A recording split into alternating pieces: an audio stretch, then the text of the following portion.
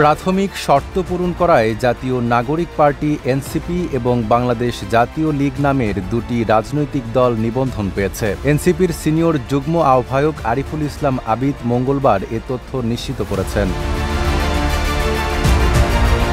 নিবন্ধনের সত্যতা নিশ্চিত করেছেন নির্বাচন কমিশনের সিনিয়র সচিব আক্তার আহমেদ। তিনি জানান, দুটি দলের বিষয়ে গণবিজ্ঞপ্তি জারি করা হবে।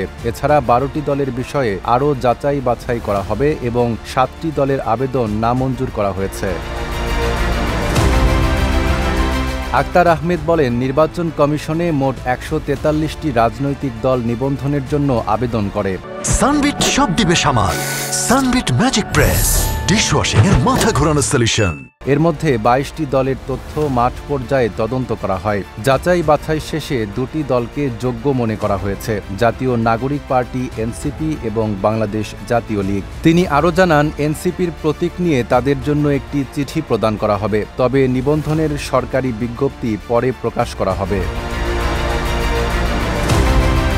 নাইম আরাবি, ঢাকা পোস্ট।